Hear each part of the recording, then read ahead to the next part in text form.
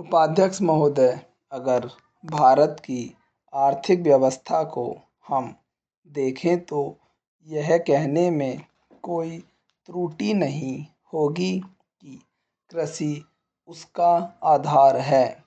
किसी भी देश की सामाजिक और आर्थिक स्थिति उस देश की भूमि की उत्पादन शक्ति पर निर्भर रहा करती है।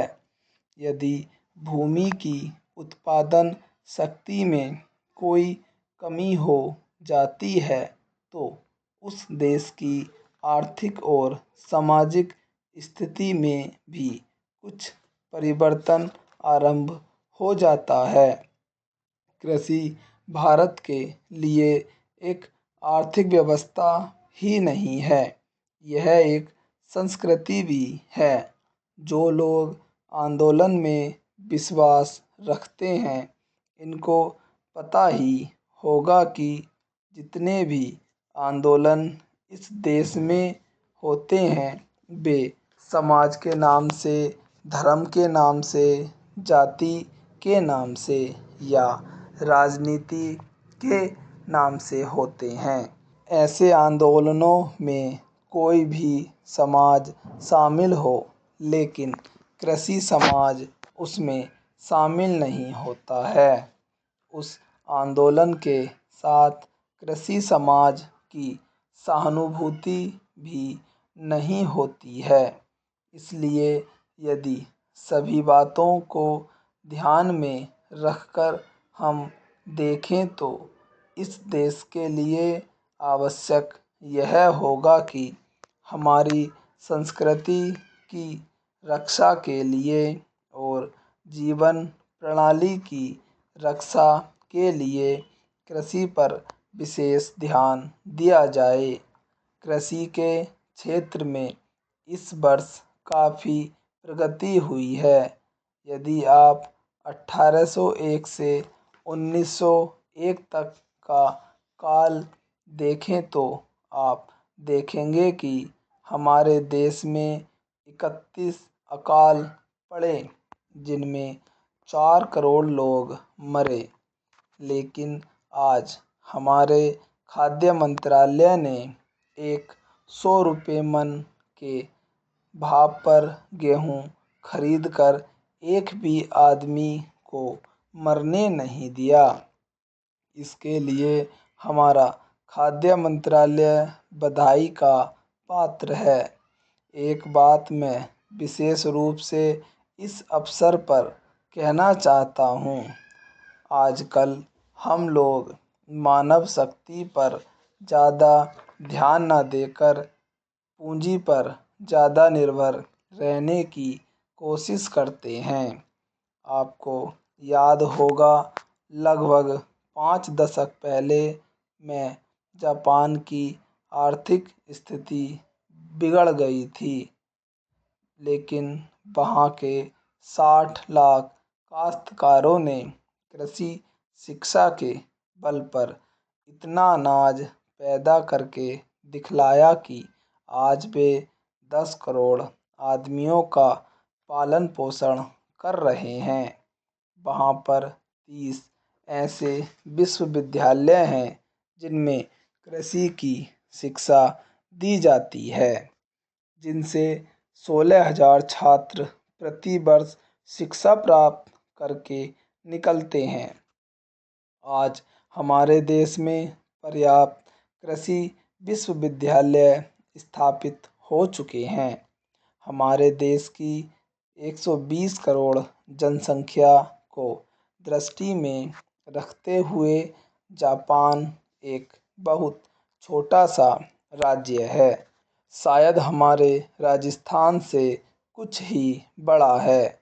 उपाध्यक्ष महोदय, यह ठीक है कि हम प्रगतिशील हैं, लेकिन हमारी गति में तेजी आनी चाहिए। श्रम की तरफ हमारा अधिक ध्यान जाना चाहिए।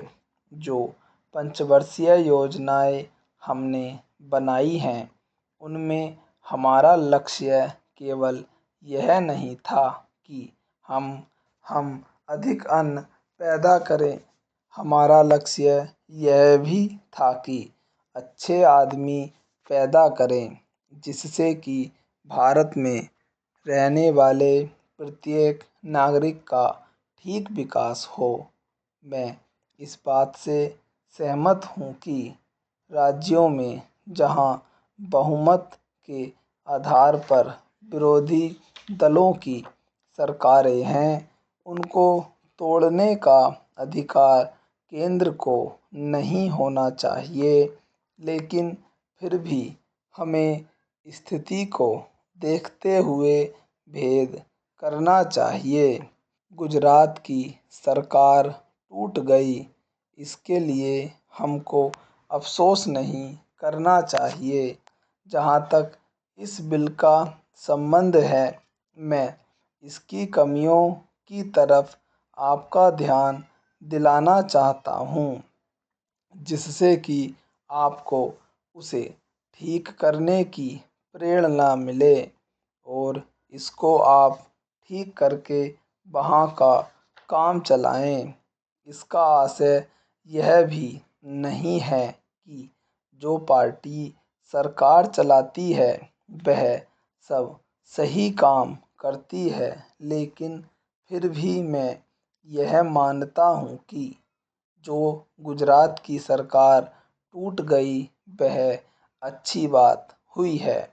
गुजरात के लिए आपने संसद सदस्यों की जो समिति बनाई है वह एक ठीक कदम है, लेकिन इस बात का आश्वासन भी आपको देना चाहिए कि राज्य और जिला स्तर पर जो समितियां आप बनाने जा रहे हैं उनको सर्वदलीय बनाएंगे ताकि जनता की जो कठिनाइयां हैं वे आपके सामने प्रत्यक्ष रूप से आ सकें और उनकी भावना के अनुसार वहाँ पर कुछ काम हो सके।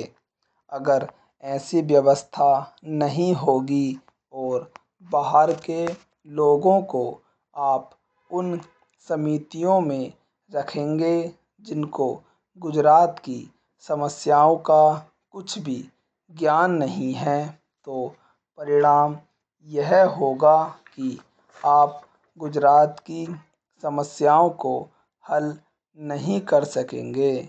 इसलिए मैं सुझाव देना चाहता हूँ कि आप इसमें ऐसी कानून व्यवस्था करें कि जिससे विभिन्न स्तरों पर सर्वदलीय समितियाँ बनाई जा सकें और उनके माध्यम से सरकार के सामने सुझाव आए कि वहाँ पर किस तरह से काम होना चाहिए।